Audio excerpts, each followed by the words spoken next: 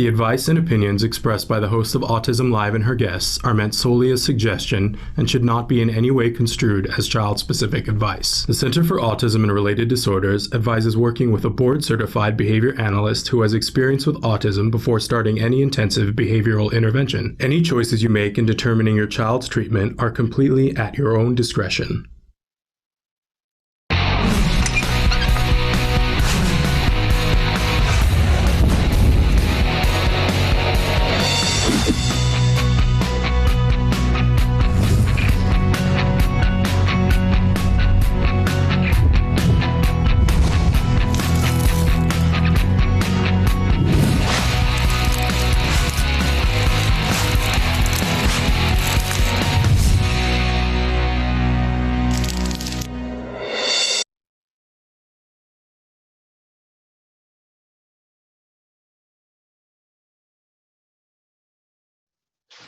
It nice if I unmuted myself. It's that kind of a day. So sorry. Good morning, Shannon. Good morning. I was saying good morning and welcome to Autism Live. I'm Shannon Penrod and I'm here with the fabulous Dr. Doreen Grampichet, and she is currently on her phone, but at some point we might be able to get her on a different device, but we're just thrilled and happy to have her here with us because she's an amazing, and she is, we have lots of experts on the show, but I gotta say, and I don't mean to make anybody else feel bad, but she's the most wonderful. So there we go. So kind. Thank you, Shannon. No, it's true. And she's been working in this field for many, many, many years, many more than anybody would believe to look at her, because you look like you're 18 right now. Oh my God. Yeah. You do. You do. But she's been working in this field for a very long time, helping individuals on the autism spectrum and helping their families to better help them. And so she's a wealth of knowledge, and she joins us when she can on Wednesdays. We haven't had her for the last couple of weeks, so it's a big treat for us to have her back. Welcome back, Dr. Grampichet. Oh, thank you so much, Shannon. It's nice to be back, and I apologize for not being here the last few weeks.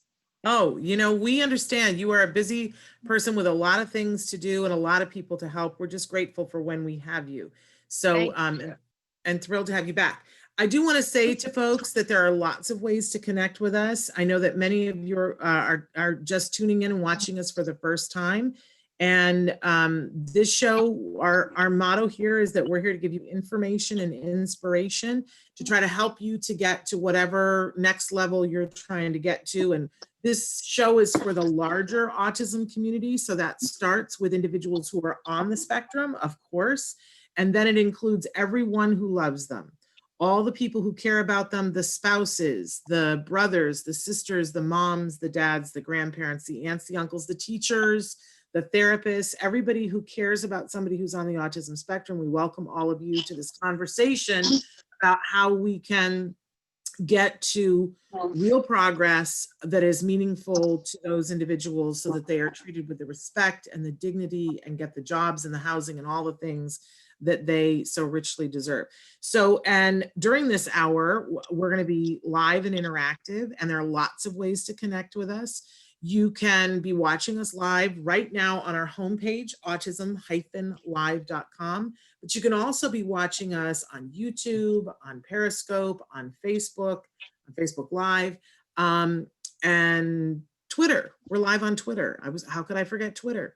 And then later we will podcast. It will still be available in all those places, but later we will podcast as a free podcast to download on iTunes, Spotify, iHeartRadio, and Deezer. So if there's a place that you would like us to be, our sort of criteria is that we want to be someplace that's free to people where they can watch this at their leisure, 24 hours a day, 7 days a week. Don't forget that many people write in and say to us, I wish that it was available as just an audio podcast so that I could take you in the car or on a walk. You absolutely can. I just want to point out that on most of the places that we podcast, you can get just the audio. And the great thing about iTunes is you can choose. Do you want audio only, or do you want picture and sound? So Dr. Grampichet, we're going to be asking her some questions, And now we've got 2 of you now. It's exciting. Oh, that's wonderful. There we go. If you have 2 of me, then I can always turn one off. But Yeah, that's wonderful. fortunately, I can't see you in either one. So Oh dear. Well, now all I'm seeing is your phone. There we go. So Dr. Grandpichet is here for this hour to answer questions from you wherever you are in the world. We have a couple that I cherry picked from the last 48 hours, but you guys can be writing in on all those features that we were telling you about. In fact, on autism-live.com, you can write in for, and it's completely anonymous. There's a chat button at the bottom, write in. It comes in right here on this iPad that I have right here so that I can see it in almost real time. But I do encourage people to write in early. I know what happens is that we get on a roll and then I always like get when it's about 40 minutes into the hour because there's a bunch of questions and I go, oh no, we're not going to get them all in. And I always feel bad about that. So try to write in as early as you can. Now, Dr. Grandpichet, and she's going to answer your questions in a general manner because even though she's an amazing expert, there is no expert in any field that could answer individual specific questions in this format because she doesn't have eyes on the situation. It's as simple as that. And to act as though she could would be disrespectful to those individuals. But she's going to answer your questions in a general nature to help you to be able to go back to the experts that have eyes on the situation and maybe be a little bit better informed and know what to start by asking. So there we go. We had somebody who wrote in, and I believe people are already saying hello, hello, hello. Okay, so somebody wrote in, and I think it's the same person. So I sent you some of the questions, Dr. Grandpichet. I'm gonna skip down to the second part, but I believe that the first 2 are the same person. Hello, ma'am. My son is going to be 7 years old in August. He was diagnosed with developmental delays at age of 1.5. He's not walking, but we can make him stand with the support of the bed, and then he manages for a few minutes. He doesn't respond to his name, but sometimes he reacts to different things. He is not speaking, but says a few words as baba, mama, papa, that too, and continuing. But he plays on the floor, rolling, standing till knees, bend with keeping his legs upwards and lying down. If you put him in a walker, he goes backwards sometimes. He always puts his hands in his mouth and plays with his clothes on the face and starts laughing and enjoying. Is there any exercise or how can we help him to learn to walk and talk and all the different things? Please do help, is what they're asking. That's wonderful. Can you hear me okay, Shannon? Yeah, I can hear you. I think we're on just a little bit of a delay, but I can hear you fine. Okay, great. So I feel really bad for this family. My goodness, what they must be going through with the child at 7. I'm wondering if they're in the US or if we know where the question is coming from, because I really think this is a serious enough case where you should have professional help. You should possibly have some physical therapy, occupational therapy, and then of course you can add to that yourself and you can do a lot of work yourself. But I really feel like your child, if he is on a walker and able to move backwards, then possibly with a lot of physical and occupational therapy, he might actually be able to walk, which I think is very important. And then, of course, all the other skills that you need to teach. If he is already saying some sounds, then language becomes very important. I would ask, how is he communicating his needs right now? How is he letting you know what he wants or doesn't want? It becomes very, very important. If you are not in the US, or even if you are in the US and you need, you can't get professional help right now, I really recommend that you go on our skills website, skillsforautism.com. That you'll find a lot of lessons there. There's a section for motor skills. There's also a section for language. It'll tell you some of the things that you need to teach, and step by step how to proceed with teaching both mobility and language. And then, of course, you can also use our IBT website, which is Institute for Behavioral Training, where you'll learn some of the ABA techniques. But I really think initially it would be wonderful if you were able to connect with a physical therapist or occupational therapist and work on some motor skills. Gross motor, fine motor, all of those types of skills are very important, and they will actually help oral motor, which will then be necessary for language. And this parent, they reached out in 2 different ways, which I encourage people to reach out to us, and that's why I think that it's the same parent. So they also emailed me. So I'll be able to email this clip back to her in case she's not watching right now, and maybe we can help to connect her to more things. I don't believe that they are in the United States, and that makes it harder in some cases, depends on where you are. But I just want to say that no matter who you are, no matter where you are, there is always progress that can be made. And I want to say that for a very specific reason, because sometimes we're told that our kids have fill in the blank, and that's the end of the story, period, full stop, end of the story. And it never is. It never is. Everyone has the ability to grow and to learn at different rates and to different ends.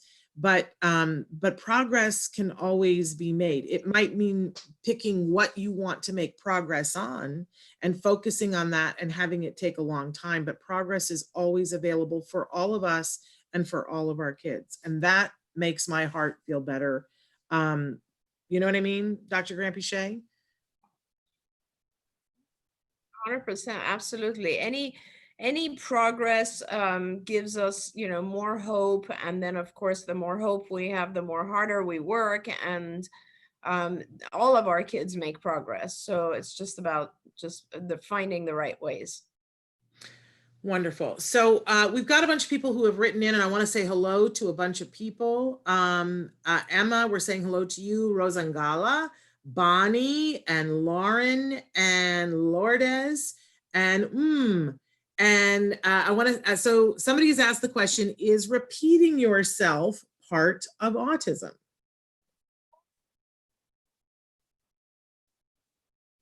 Yes, it could be. I don't know the exact circumstances, but there is one of the symptoms of autism is what we call echolalia. And this is when a child hears something and they just repeat it. Sometimes you'll see it in the form of repeating sounds like e, like that. Or sometimes you'll see it in the form of repeating full sentences, even that the child heard on, let's say, TV or a commercial or somewhere. So it could be echolalia.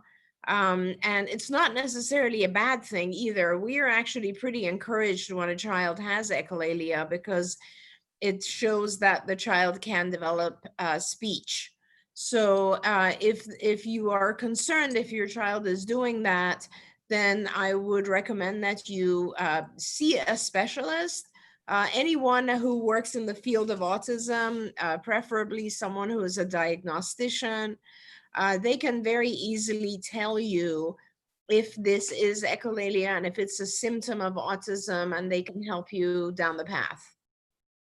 And I've gotten some more information since I asked that first question. She's writing in about herself. She says, how do you know if you have autism? Some days I feel like I don't have it. Sometimes I feel like I don't have it. I have had a diagnosis. But she says, my social worker said I could have Tourette's. But she is saying that she does have a diagnosis, I believe. That is, yeah. I mean, it is possible to have Tourette's and autism together. And it would be very, very important to identify if you have Tourette's, because There's a whole different series of treatments and such for Tourette's. And it would be really important to identify. And when it comes to autism, you could, it makes sense that you feel sometimes you have it, sometimes you don't, because autism is a really wide spectrum and lots of different symptoms. And sometimes you could have, you could, exhibit some of the symptoms, but not the others. Don't forget, the more you learn, the more you lose the symptoms of autism. Autism is malleable, we can change it. So that's the whole purpose of what we do, of the therapy that we do, is to help people come out, lose their symptoms. And so it is possible that this repetition of words, if you feel that you have no control over it, if it's a repetition that just blurts out at any given time, it is possible that it could be Tourette's. I would really recommend that you see someone who is a specialist who can help you with that. Thank you so much for that. Bonnie says, good morning. How can I help my 6-year-old son to get more conversational speech? He requests and answers yes or no, but does not engage in conversation. He is functionally verbal. Right. Very good. And that's what we love to do. And so I would really, really recommend that you get on skills, because there's no one answer I can give you that helps you here. There's a million different lessons that your child would learn, and then we bring them together. So for example, your child is now functionally communicating with you, but we need to get them to the point where they're tacting or describing things that they see. And then we need to get them to the point where they are doing intraverbals, which is talking about things that are not physically present. And so there's steps to doing all of this. And along the way, we increase the vocabulary. So for instance, right now, he might just have a few verbs and a few nouns. We would need to increase the adjectives and just continue to put them together in sentences that are useful and functional, and that there's not to overwhelm anyone, but for children under the age of 8, there's roughly 4,000 lessons in our curriculum. So I really recommend that you look at both our skills curriculum, which is again skillsforautism.com. And there you will start by answering a lot of questions about your child. And as you answer these questions, we will be able to determine exactly what your child needs. So the program will only kind of give back to you a whole array of program lessons that your child needs, not things that he already has mastered, and not things that are above his age level, just the things that he needs to learn right now.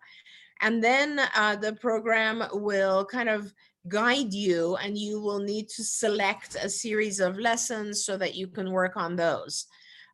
You will need to have a technique, and obviously the technique I recommend is ABA, or Applied Behavior Analysis. And if you'd like to learn more about ABA, that's our other website, which is the Institute for Behavioral Training, which is ibehavioraltraining.com.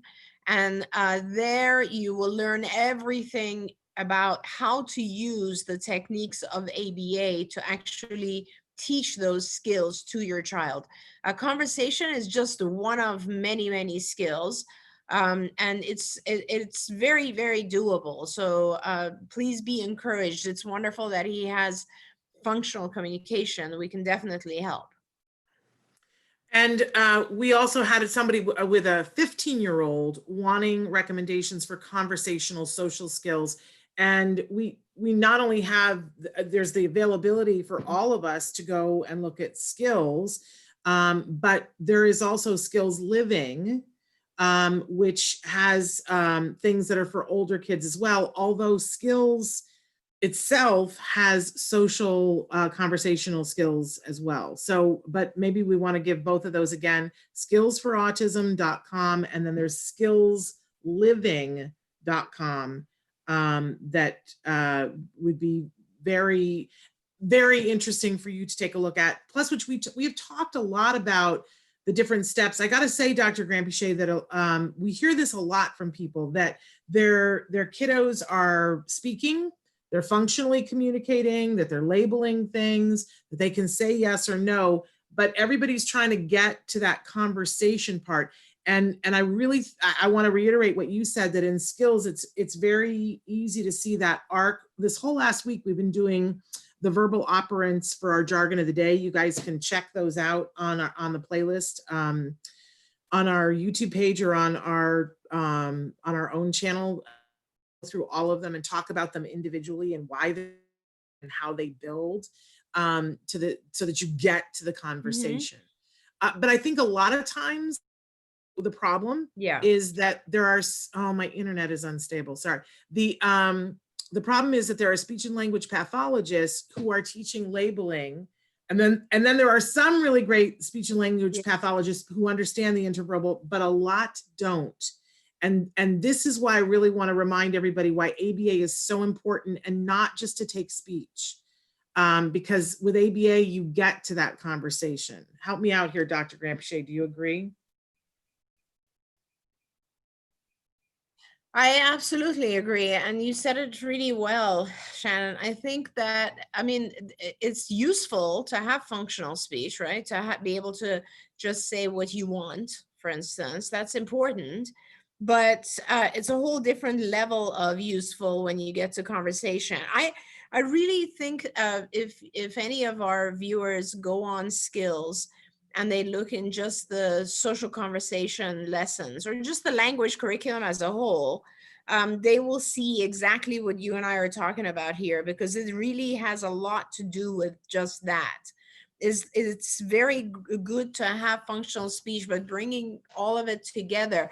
You know, conversation, Shannon, I've often said it has a lot to do with perspective taking, being able to see the other person's perspective. It has to do, because you have to sort of pause, you have to pay attention to their response level. We have lessons, as you know, that deal with things like, how do I join a conversation when there's a group of kids around me? How do I change the subject? How do I repair the conversation if people look like they're about to walk away? How do I regulate myself so I'm not talking about just the things I like? How do, you know, there's a million different aspects to conversation. At the very basic level, it starts by just being able to talk about things that are physically not in front of you. And those are the basic interverbals. And so we have a really good path for a conversation, and I do recommend that people should look at that. And it's amazing when you see it in action. It's like one of the coolest things I've ever said. I always referred to it as the autism miracle in my living room. So I think it's remarkable. And that was what my son had, was exactly what you'll find in the skills curriculum. Okay, I'm going to move on because we got a bunch of questions. They really took my suggestion to heart to write in earlier. I'm already panicking. Are we going to get everything in? Okay, so be patient with me, you guys. Somebody wants to know, have you seen a kid progress really well and then regress and then progress? Or once they regress, is that it? Bad schooling and bad programming. And she also goes on to say that she's in mediation now, and your advice about how much information they should give the school, which is a tough one. That is a tough one. Shannon, could you repeat it? I'm afraid you come in and out for me. I don't know if I'm also choppy for our viewers. You have not been choppy for me, and I did get a thing saying my internet was low, so I'm going to work on that while you answer this question. But the question was, have you seen a kid progress really well and then regress and then progress? Or once they regress, is that it? And they're attributing it to bad schooling and bad programming. and they want to know if they should give information to the school while they're in mediation, how much to disclose. Oh my gosh. Okay, so I wouldn't, yes. So the entire course of 3 or 4 years of ABA is this whole, for the majority of kids, it's this process of progressing and either plateauing or regressing and then progressing again. So this back and forth thing is, I wouldn't worry too much. I would fix it, but I wouldn't think that it means anything bad. What it means can be a million different things. Yes, it could be that the particular therapists who are working with the child are not focused on the right things. It could be that the child is not sleeping. It could be that the child is having an allergic reaction to something. It could be that the child is eating something that is causing him or her to be a little bit more cloudy. Um, I mean, it could be a million different things, right? So that is the whole, that's the job of your BCBA supervisor, is to sit with you. And at least in our clinics or in ABA, that's what we do, is we hope that our behavior analysts can sit and problem solve and figure out what is going on, because that's a very important thing. And that's why we meet regularly with our families, at least once every month, to sit down and say, how are things? Are we still moving along? Because we see the data is maybe plateauing or it's gone backward. That kind of stuff happens all the time. And it's important to figure out what the reason is and to fix it. I think, Sorry. Shannon, I'm sorry, you're on mute. I'm unmuted now. So we've got a parent who's writing in about a young man who is obsessive about things, and that in particular, right now, he's obsessive about, they're bringing me in the cord right now, that he's obsessive about women, that he's going up to women anywhere ages 5 to 55 and asking them to be his girlfriend. The hormones are a little bit crazy, and she's wanting to know what can she do to, because it's making it hard for people in the community, don't want to be around him and to make friends. It's all very, very difficult. Yeah. Yep. Yep.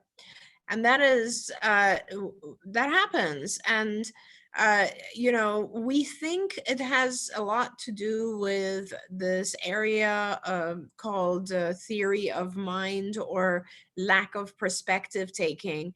A lot of our kids have a difficult time seeing another person's perspective, simply because they don't see their own mind as being separate from other minds. So as a result of that, obviously, if you don't see the other person's perspective, you kind of start to see the world as your playground, in a sense.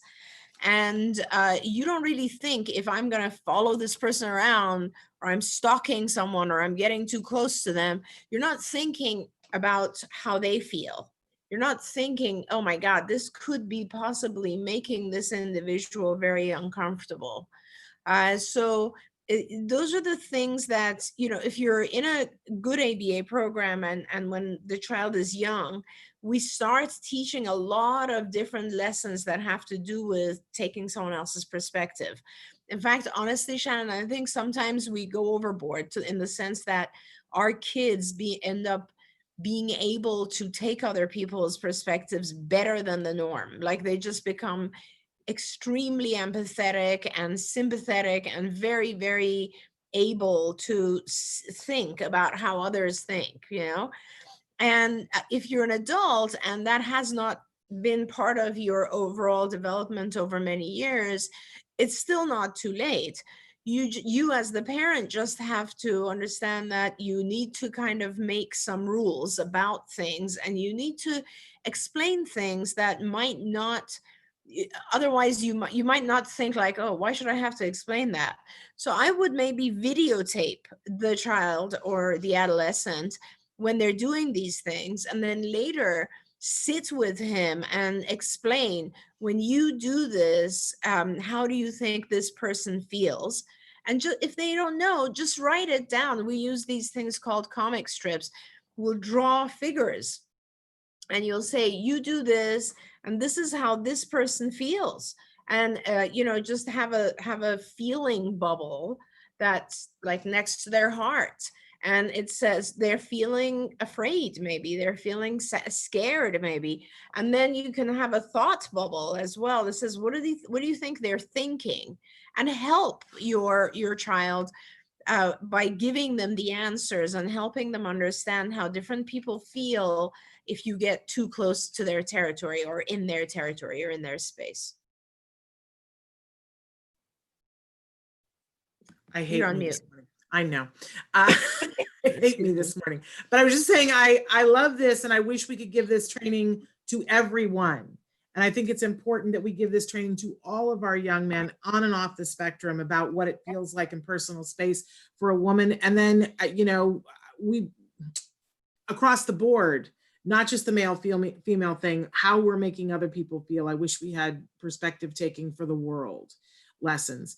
Okay, but I really want to get to this question because I really need to send a virtual hug to this mom. She says, I have a question regarding my nonverbal autistic daughter. She's 7 years old, and I recently had a baby, and she can't stand the sound the baby, the newborn makes. She's been screaming and banging her head and literally crying tears. We've tried to separate them at all times. We tried slowly introducing the baby, which she doesn't mind when he's quiet, but as soon as he starts cooing, she gets upset. What can I do?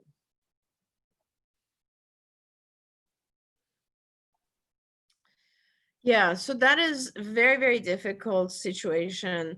It is extremely important, first of all, to find out if the child is, if your daughter is crying and screaming because of the sound of the baby crying, which could be a sensory issue, which I will give you some suggestions for. Or if your child is screaming because they've now lost the attention they used to have from you, which is a very common thing when a second child comes into the family. So assuming that this is really a sensory issue, which please, all of our, over the years, I've learned that it is so important to pay attention to the fact that our kids really do have, some of our kids, not all of them, but some of them really, really do have very sensitive hearing. And it's important to give them a tool to survive. So I would suggest for your child, if you determine that it really is about the crying, and so the child, your other daughter doesn't have an issue with the baby, just has an issue when the sound of baby crying, then I would have your daughter buy your daughter some of these noise canceling headphones. I love those. They help our kids so much. Make a little area maybe in each room that you are with your children. Like, let's say in her room, in the living room, maybe in the kitchen, depending on how your house is. Like, put a bean bag in the corner. Put the noise canceling headphones there. Put some of her favorite toys there. And when this happens, don't get mad at her at all. Just guide her over. And in fact, maybe before it happens, I would suggest that you show your daughter how the noise canceling headphones work. Put them on her, play some of her favorite music. In fact, teach her to use them, because sometimes, and I forget, Shannon, if we know the age of the older child. Seven. That's great. So, I mean, she can use these with music. She can use them with something on a computer, like her favorite TV show or show on a computer, but teach her how to use them. And I promise you, it's life-changing when you teach your child how to use a tool, an object. It's just like going outside and putting your sunglasses on. Think of it that way. For our kids, they are very, very sensitive to certain sounds. And as long as we can teach them, especially when you're home. Now, when you're outside, it's a little bit of a different issue because of safety. But when you're home, she can absolutely block out that sound by putting on some headphones and looking or listening to something else. And actually that location will become useful to you. We often use a kind of, this is my rest place. This is my kind of Shangri-La. It's my place where nobody can bother me. And if for any other reason, if your child starts to get upset, tell your child to go there. Shannon, when Nikki was very little, if she would start to tantrum or something, I had taught her, I would tell her, go to the hallway or go to another room. And she was so, even if she was super angry, she'd walk into another room, close the door, and like have her tantrum there and then come back out. And so like, having a peaceful, nice area where you can like de-escalate is something good for the kids anyway. And I just think it's fair for our kids to be able to give them the ability to shut out certain noises. Now, nowadays, we're so lucky because you can actually gradually fade back from that. So those big ones that go over your ear, now the earbuds, now they make the ones that are actually somewhat noise canceling. So they go in your ear, you can kind of hear the outside, but not really. And then ultimately, of course, you can, fade even that away to regular headphones where you can hear the outside, but you can also hear something that you're listening to. Amazing. By the way, many people are writing in and saying thank you and that your words are giving them so much hope. I just want, and somebody said, love it, Doreen. So question here about interverbals. Mom says, my son is still working on this, and she has a sad face. She says he's so fluent when it comes to doing echolalia, but when he's putting his own words together, it takes a bit longer. Yeah, but and you should ask Mom, are you actually doing a full, how old is that child? Do we know? She did not say, and I should know, but I don't remember. The question is, how many hours are you doing ABA? How many hours of ABA are you doing? Is it good ABA? Is your child gradually making progress? You never go from echolalia to intraverbals. That just isn't the case. You go from echolalia to manding to tacting to intraverbals. So there's a whole process that you go through, and it's important. It's like saying, with a typically developing child, whether they can go from just saying mama to hi mom, how's your day? You can't really make that jump. You have to go through these steps. Child is 11. Okay. Even if the child is 11, so the question really is, how much practice or how much work is being done on this particular concept? And have you tried to, is your child manding? That means, is he requesting? Is he tacting? Is he pointing to objects and talking about them? Those are the steps that happen before. So this mom wants you to know that her child is doing 20 hours of ABA right now. She's an RBT. And she said, no, we didn't. And yes, we did. And I don't know which, I don't know which thing. No, we didn't. And yes, we did. I'm so sorry. No, it doesn't matter. If you're an RBT, fantastic. Like, we have nothing else to worry about at this point. Yeah. It's just stay the course, right? And going on the right course. So you are an RBT, get on skills, please. Please, I am begging you to go on skills. It will change your life. You'll understand it because you're an RBT. You'll fully get it and you'll follow it, and it will take your child to places you cannot believe. So please get on skills, and it will guide you step by step how to move him or her forward. And she wants you to, how wonderful that this mom has the ABA knowledge. Yes, and he is manding and tacting. So and she says, I was just kind of making a statement, but I'm glad that we talked about it, honestly, because there are other people who don't know what you know that needed to hear that it is frustrating, and that, but that you are doing all the right things and you're staying the course. And she has been doing that since he's 3. So that's wonderful. Okay, I'm starting to feel that thing of we're not going to get to everything, but Somebody has written in and several times, so I'm going to attend to it. How many types of autism are there? Oh gosh. You know, that's a really good question. And there are so many different types of autism. I'll try to answer that as a clinician who has seen kids for 40 somewhat years. And then I'll try to answer it as a kind of scientist researcher, because we've also published on this.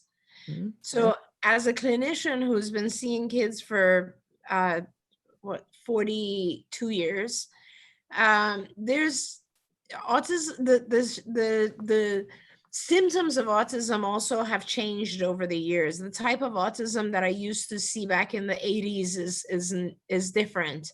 I don't see that level of severity anymore, thankfully, because we used to see very, very, very severe autism, stuff that you guys at this in this world, in this lifetime, we have, you wouldn't believe. But there are many different types of children, just like there are many different types of people in the world. So there are children who are visual learners. That's really important. They have a very, very strong visual memory. And with those children, we have to learn to teach them everything through a visual modality. Like they need to see pictures or something visual that helps them. They learn better that way. There are hyperlexic children. So these are children who have an uncanny ability to read and manipulate letters. And these kids often teach themselves how to read things from age 2 without anyone even teaching them. With those children, we use the written word a lot to help them to start to communicate and to learn. There are children who are always going to be nonverbal, but that doesn't mean that they can't communicate. Their being nonverbal could have to do with a million different things, that one of which could be just apraxia. They could have very severe inability to move their tongue around, so they can't really produce words or sounds. That's okay. A lot of those children go on to communicate through augmentative devices where they type, or icons where they can touch, or even they can do sign language. So there's a whole variety, and then from those are just a few examples of different children. Like you have children who will have a hard time learning if you present a stimulus to them up close and you have to have the stimulus out far. So I can't even begin to list the different types of autism. I can tell you that over the years, we have gathered millions of data points in our database, which is skills database. And so we look at how children learn. So the two things, skills measures a lot of things, but the two very important things for me that are measured on skills is, how fast is the child learning and how fast are their challenging behaviors decreasing, right? Those two things. And so when you look at those two things as an outcome measure, and you look at all the other variables in the child's life, like for instance, if a child sleeps well, they learn faster. If a child doesn't have an underlying medical illness, they learn faster. If a child doesn't have pain from a physical illness, they're not going to have a lot of challenging behaviors. Those types of correlations. And when you look at all of the children globally, so we looked at something like 9,800 children and several million data points. And we were able to see 16 specific subtypes. And those specific subtypes had to do with these learning patterns, the way kids learn. Some kid, and it had to do with, oh, look, this subtype all learn these particular lessons very quickly. This is the visual subtype. These kids don't even have an issue with the majority of their basic programs. This is the sort of Asperger's subtype. So we were able to find these 16 behavioral subtypes. I think there's more than that. And I think they definitely, through our data set, you can see it, they all kind of overlap a little bit with each other. And what's important, I think, is that ultimately on the, on one side of the spectrum, it kind of starts to merge into ADHD, and then it starts to just merge into what we call typical. And it's very interesting because it's not just about, when we think of autism, we only think about weaknesses or areas of deficit, but it's not really the case. A lot of our kids with autism also have incredible strengths that the typical population, us, we don't have. They have amazing memory. They have incredible musical talent. They have incredible artistic talent. They have unbelievable like visual memory or ability to memorize things and keep them. And they have specific mathematical abilities that we don't have. There's a lot of stuff that some of the kids have. So it's just the way to look at it is in my mind, after 40 years, is to just kind of look at it as an extension of, like in research, there's this thing we call the normal curve, right? And it's just, it's a curve. I think it's called the U-shaped curve in lay language or whatever, but it's basically the majority of people fall kind of in the middle. And then there are outliers, right? There are people who are extremely talented, and then there are people who have extreme issues or deficits, right? And so I see autism as having a little bit of both. They're just extreme differences. And our goal has always been not to necessarily completely eliminate all of those differences, but to bring the individual into the norm so that they can function well in life. That's really the key. And I think that's the way to look at it. It's like, you never really want to change the kind of the quirks or the personality of the individual, because some of that stuff is just their brilliance. And it comes out when they're able to communicate. What you want to do is try to teach them all the things that help them function in society. Like right now is a great example, Shannon, with COVID. If I say, hey, everything is fine with me, but I refuse to put on my mask. I just refuse for whatever reason. Well, I'm not going to be able to go outside. I won't be able to because people won't let me, right? So there's certain things like that with autism. Like if someone says, I don't want to put on my clothes, well, you can't go outside. If I just, I don't want to, I'm going to scream everything that I want. Well, you can't mingle with people then. So that's what we're trying to do, is trying to teach all the things that allows the person to live with as well as they can in society. Long answer. I love it though. And a lot of people are writing in how much they love skills and saying skills definitely covers it all. It's mind blowing.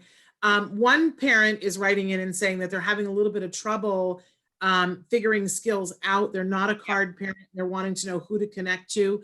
And I just want to be clear that so there are card parents. If you're already in card, you already have a skills account. And there are people in your office and you're on your team that are prepared to help you with skills. If you are not a card family, you can still get access to skills. That's still available to the public. It's a different group of people. But if you're here, and I always say, call over to skills if you want to get, it's a subscription, it's a monthly thing. Ask them for the friends and family discount from Autism Live. Tell them that you heard it here and they will give you a discount. I think it's 10%, and 10% is nothing to sneeze at, right? But for this mom, you know me, and I'm happy to walk through skills with you. I love to take a walking tour of skills with a family member because it keeps me refreshed on skills, because I used it for a lot of years and I don't personally anymore. So it'd almost be doing me a favor. So you can write directly to me. We'll set up a time, and you already communicate with me. So I think we're going to be fine. Okay, so somebody else wrote in and said, by the way, we have a lot of people watching from India and Dubai today. Welcome, everyone. Welcome. Yes. Somebody says, ma'am, I have a 4-year-old child with mild autism. She is a nonverbal child with some babbling, and also she is restless. Ma'am, if you kindly can give me your valuable suggestions from YouTube. There we go. Yeah, I really would recommend for our families that they should.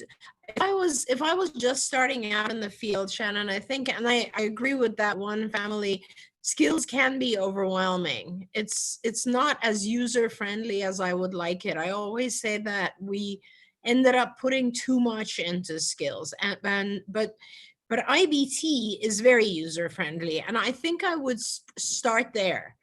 If I was a parent, I think the most useful thing would be to learn some of the techniques. So what I recommend for that family is to go on ibehavioraltraining.com. And Shannon, as you know, IBT is very, very inexpensive. Some of the modules of training that we have put on IBT are like, $12. And these are video trainings by subject. So for example, you as a starting parent, if you go on there, you will see a whole list of really interesting topics that you might be interested in to learn. So just things like, what is ABA? How does it work? What should I do when my child has a tantrum in public? How should I teach my child language? There's a lot of really, really good topics on there, and you just pick one and you can view it, and you have access to it for I think a month or maybe more. I'm not sure how long once you purchased it. You can get a lot of people to come and view it and learn that module, and then do another one next week and do another one next week. And I promise you, if you gather, especially times like this, if you have a team of people helping you and you all watch one video per week, in 2 months, you will know quite a lot more, and you'll then be able to start actually setting up a program and working with your child. Yes, and I want to say that every week there are, during this COVID emergency, there are some of the trainings that are available for free. I haven't gotten the email this week about which ones, but I'm looking to see if I can get that information before we finish the show today. But we've only got a couple of seconds here. But go to ibehavioraltraining.com. There is a phone number, and you can call and say, Shannon didn't know which ones were free this week. And you can do that. And people are asking, Traven, if you would post the links to skills and IBT in the comments so that they have them. I think that would be really great. We probably only have time for one more question, but I think it's a really important one. And by the way, yes, they're writing in asking, is it available in the UK? Yes, it's available worldwide. And I also, somebody wanted to know, somebody wanted to know if we were recording this, and yes, we are. So you can always look back at this and watch this later. But the question I think I want to end on, because it's one that's really, I think, a very important question. Is NET better than table work doing ABA? My son seems to learn more through NET. And for some people who don't, like, there are probably people who don't know what NET is. But we've only got 5 minutes. Sure. Of course. Yeah, and I have to be right on time as I have another show right after this, something else. Okay, so NET stands for Natural Environment Training, and it is a type of ABA. So let's start with that. When they talk about table time, I think they're referring to discrete trial training, or DTT, which is a more structured form of ABA. So what we do here at CARD is that we generally generally will start with a type of ABA that's called errorless. And that means we give a lot of help to the child so that they don't make any errors. It is a form of DTT. And so DTT is based on the premise that you give a stimulus, you give a signal or an instruction, and then you wait for the child to respond, and then you reinforce it. And that's a discrete trial. So it starts with your instruction, the child's behavior, and then the consequence, A, B, C, or antecedent behavior consequence. And that is a discrete trial. And you do many of those back to back. And when you teach something, and it's a lot more complicated than that. I just kind of simplified it, but it is NET is much less structured.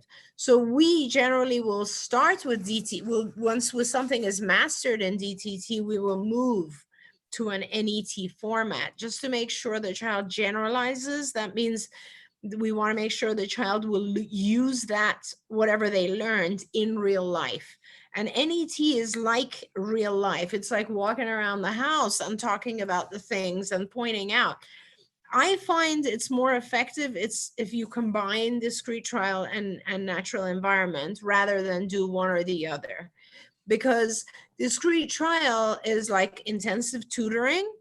It teaches your child the subjects faster and you don't have time. And NET then makes the child realize how this applies to their real life. So the combination, always doing discrete trial and a little bit of NET and a little bit of discrete trial, a little bit of NET is what I recommend. Now, having said that, you want to make sure your discrete trial format is very rewarded because some children just react negatively to that kind of structure, and you have to kind of work them into it. You want to give a lot of rewards so the child gets used to it. No child really likes to sit and have, 30, 40 hours of intensive tutoring. So it is very understandable if a child reacts initially, but it is good for them because they learn very fast through DTT. I mean, if you just do DTT, on the other hand, many children have a hard time applying it to their real life. So combined method is better. I love that answer. And I just want to say from a parent perspective that a lot of times we think that our kids are learning more from the NET because that's when the good part comes, but the DTT laid the groundwork on which the good stuff could come. So please listen to Dr. Grampiche and do both of them. We only have a minute and a half here, but I do have what is free from IBT the rest of this week. So the trainings, so if you go to ibehavioraltraining.com, and then you're going to go to the top where it says community, family, and then you click on that. Then there's another drop-down menu. You'll pick parent training. And then the trainings that are free this week are tackling autism as a family. So that includes explaining the diagnosis to others, who needs to know and who doesn't, explaining the diagnosis to my friends and family, explaining autism to my other children, explaining autism to my child with autism, preparing for the holidays, making holiday breaks a success, preparing for spiritual situations, how to support my child in our house of worship, how to have a success at the doctor's office, and preparing my home to prevent emergencies. There's more. Preparing for after school activities and camps. I'm going to leave you that. What's that? Yeah, I'm going to leave you if that's okay. Okay. No, you go. Thank you. We adore you. You go, and I'll talk to you later. Love you. Bye. Also preparing for after school activities and camps, how to choose the right after school activities, camps, and hobbies for my child. Ethical issues, dual relationships, what are they and how to avoid them? And the last one, why children with autism may be victims of abuse and what you should know. They are all free. So you go again, at the top of the page, it'll say Health and Human Services. You click on that. Then you click on Caregiver. Then you click on Parent e-learning. And then when you get them in your cart, all of those trainings that I just listed off, you want to put in the code COVID-19. It is all caps, and there is a hyphen between the COVID and the 19. So COVID, all caps, hyphen or dash 19. And then if you did what's right and picked only the ones that were free, it will zero your account out, so you will owe absolutely nothing. That's at ibehavioraltraining.com. That's just this week. Like, I don't know if that changes on Friday or Monday. So get them. If you get them now, go in and get them now, and then you'll have them. And I do think you get to have them for a month. So I hope that you guys will take part in that. I want a little programming note here. We are not going to be live tomorrow or Friday. We've been trying to be live every single day. And we just did some really great shows last week. And so we're going to replay the episode tomorrow that was Temple Grandin talking about how to find and feed your child's passion. So it's a replay, but it's going to air tomorrow. And then on Friday for Let's Talk Autism, we're going to replay our show from last week with Nava and Matt Asner. We're going to be back doing live shows on Monday. I'm just going to be honest that I need to take a couple of days because of the loss of my friend Joanne. I need some time to process that and to work on her memorial, which we will be doing a week from Saturday for anybody who is interested and would like to.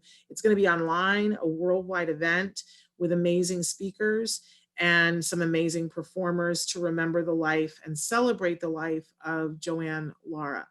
If you are wanting to support Joanne and her efforts, what she did for the autism community, please feel free to make a donation. There's no flowers. It's a virtual ceremony. There's no flowers. Please feel free to make a donation. You can go to autismworksnow.org or autismmovementtherapy.org, and there are places to donate there. But I will be back with you on Monday. And I just want to thank you all, because I know it's been a really rough week for me, and having your friendship and your compassion and being here with me has meant the world to me. So thank you all. I will see you next Monday, but please tune in to watch the pre-recorded shows. But until Monday, give your kiddos a hug from me and one for you too. Bye-bye for now.